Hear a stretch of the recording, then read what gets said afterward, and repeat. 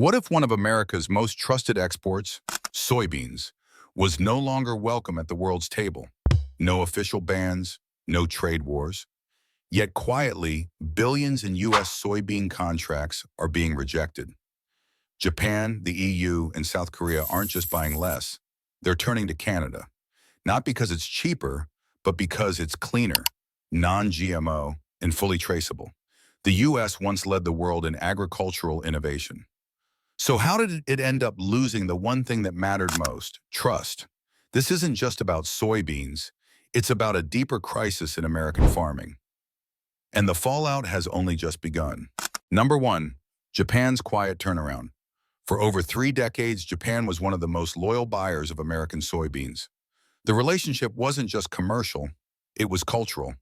Tofu, miso, and soy sauce in Japanese homes were often made from beans grown on American soil. But by 2025, something unthinkable happened. Nearly 70% of Japan's soybean import contracts with the U.S. were abruptly canceled.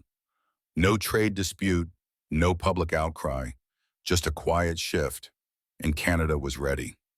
A single statement from Japan's Ministry of Agriculture sent shockwaves through the U.S. export market. American soybeans no longer met Japan's standards for hygiene, quality, and transparency. That was all it took. Japanese companies and consumers started sourcing elsewhere, specifically from Canada, where non-GMO soy is traceable from farm to table. One Tokyo resident put it plainly, "My family no longer eats American soy. We don't want to eat something that even Americans seem unsure of." And the numbers back it up. Canadian soy exports to Japan surged. Why? Trust. Japanese buyers now prioritize food traceability and clean farming practices. In Canada, every soybean is backed by a transparent system, QR codes, farming logs, and organic certification. In contrast, U.S. soy exports often come with vague labels, little traceability, and concerns about GMO content and chemical residues. For Japan, the issue wasn't price, it was principle. And when a country that once trusted you for 30 years suddenly turns away, the message is clear. The product didn't fail. The process did. America didn't lose the beans, it lost the belief. But that was just the beginning. Because while Japan stepped away quietly, Europe made its rejection loud and unmistakable. Number two, Europe's chemical red line. If Japan was a quiet goodbye, Europe was a slammed door. In 2024, the European Union officially banned glyphosate, a chemical still widely used in U.S. soybean farming. To American producers, it's a tool for efficiency, but to European regulators, it's a potential carcinogen, classified as a Group 2A substance. That single regulation redefined the continent's soybean market overnight. Retailers across France, Germany, and Italy followed swiftly. A representative from Carrefour, a major French chain, summed it up. "Our customers don't want GMOs, and we no longer import soybeans from the U.S." The issue wasn't just about glyphosate. Europe raised its entire standard for food imports, demanding traceability, chemical transparency, and non-GMO certification. U.S. soy couldn't keep up. While American farmers are contractually locked into GMO seeds, Canadian growers are financially incentivized to plant non-GMO varieties. One side is forced to chase volume, the other is paid to focus on purity. For European consumers, the choice is clear. Would you pick the cheaper soybeans with an unknown chemical footprint, or the certified non-GMO ones with a scannable QR code showing where, when, and how they were grown? The answer is playing out across supermarket shelves. In Brussels, organic stores have phased out U.S. soy entirely. In Berlin, even budget chains now offer Canadian beans at premium prices. The EU didn't reject America, it rejected the shortcuts. It rejected soy that couldn't prove it was safe, clean, or honest. And as Canadian exports soared, American shipments were halted, inspected, or quietly turned away. But Europe wasn't the last to leave the table. Another loyal U.S. partner, just across the Sea of Japan, was about to follow the same path. And what triggered their decision would stun the American agriculture industry. Number three, South Korea's food safety shock. South Korea was never just another buyer. It was one of the most consistent and culturally aligned importers of U.S. soybeans, used in everything from tofu to traditional fermented pastes. But in 2023, that partnership began to unravel, quietly but powerfully. An independent inspection by the Korea Food Safety Institute revealed that 3 out of 10 U.S. soybean samples tested had glyphosate residues exceeding the World Health Organization's recommended limits. That finding didn't just make the news, it went viral across national TV networks. And overnight, consumer trust cracked.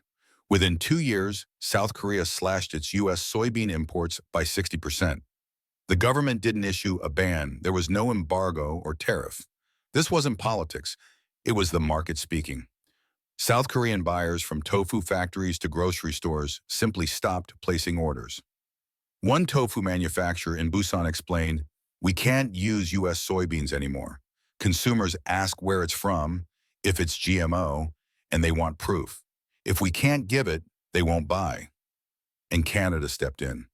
With non-GMO certification, QR-coded traceability, and a proven safety record, Canadian soybeans rapidly filled the void. South Korean companies, even with higher prices, opted for peace of mind over bulk deals. This wasn't about affordability, it was about safety, about feeding families with confidence. And when a country that values its U.S. alliance this much still walks away from American agriculture, the message couldn't be louder. It wasn't about economics anymore. It was about trust. And South Korea's move sparked a wave across the region. In smaller but no less discerning markets, like Taiwan and Singapore, that same demand for clean, traceable food was about to explode. Number 4, Asia's transparency boom. In Asia, a quiet revolution has taken hold, and it's being led by consumers, not governments.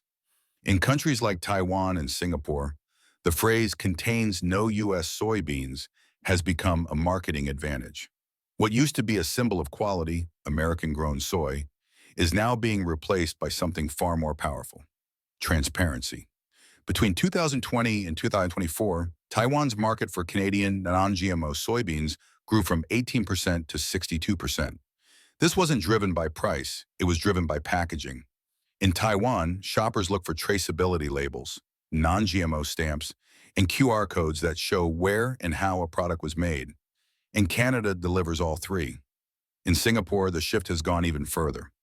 Premium organic chains like Supernature and Ryan's Grocery have completely removed U.S. soybeans from their shelves. Instead, they proudly label products with non-GMO, Canadian-sourced, and that transparency is what sells. Why does this matter? Because in Asia, food isn't just sustenance, it's identity. Families want to know exactly what they're putting on the dinner table, especially for their children and elderly. While the U.S. continues to export bulk soy without detailed records, Canada has leaned into full traceability. Batch numbers, farm origins, pesticide logs, and verified lab tests. And this shift is no longer niche. It's a consumer wave. Where America once exported cheap and abundant, Canada is exporting clean and accountable. And it's working. American soy is being removed, not banned, but quietly rejected, because it can't answer the most important question: where did this come from, and what's in it? And now the consequences are circling back home, because even within the U.S., that same label, sourced from Canada, is beginning to appear on shelves from American brands themselves. Number 5, U.S. farmers under pressure. Behind every rejected soybean is a farmer caught in a system they didn't build and now can't escape. In the U.S., more than 94% of soybeans are genetically modified, not because farmers love it, but because they're locked into a loop of contracts, patented seeds, and chemical dependency. The same corporations that sell the seeds also sell the herbicides and fertilizers required to grow them, and dictate where and how the beans can be sold. If a farmer tries to break free, they risk losing contracts or even getting sued. One Nebraska farmer put it bluntly, "I wanted to grow non-GMO soybeans again, like my grandfather did. But no buyers, no insurance, no support. It's like the system punishes you for trying." That's not just frustration, it's a structural flaw. According to USDA data, non-GMO soybean acreage in the U.S. dropped 16% from 2023 to 2024, despite rising global demand. Why? Because the current support model, subsidies, insurance, and bulk contracts only benefits high-volume, industrial-style farming. Clean, small-scale, traceable operations get almost no help. And when U.S. farmers want to switch to meet global demand, there's no roadmap, no national strategy, no federal push for transparency. Everything is left up to individual farmers, many of whom already operate on razor-thin margins. Meanwhile, Canada is doing the opposite. Their government subsidizes non-GMO seed, funds traceability tech, and guarantees purchase contracts for certified clean crops.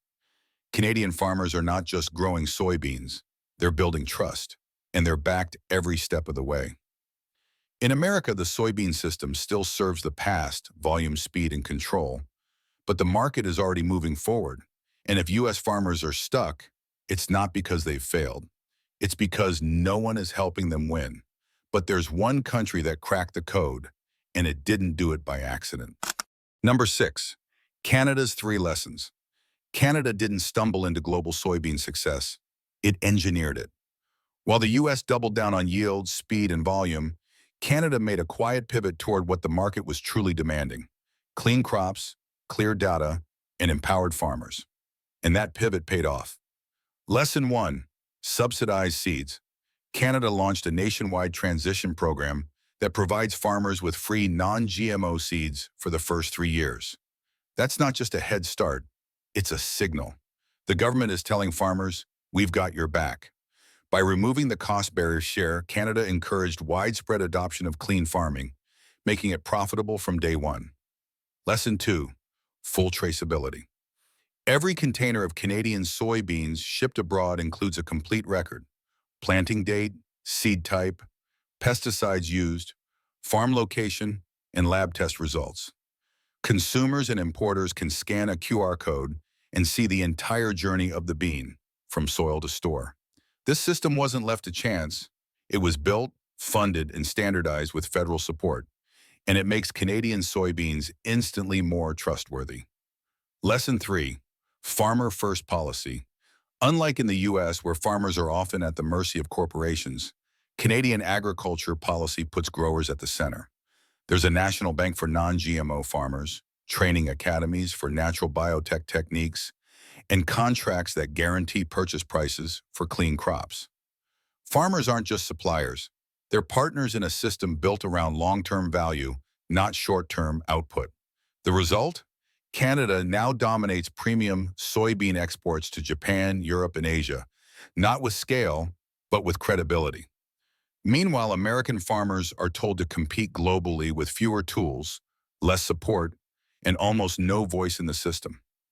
Canada's model proves one thing: it's not just the bean that matters, it's the system behind it. So what do you think? Did America lose its oid or something far deeper? Drop your thoughts in the comments. I read every single one. If this opened your eyes, don't miss our last video diving into how global food systems are quietly being reshaped. We put hours into uncovering stories like this. So if you found it valuable, hit that subscribe button. It's just one click, but it means the world to us.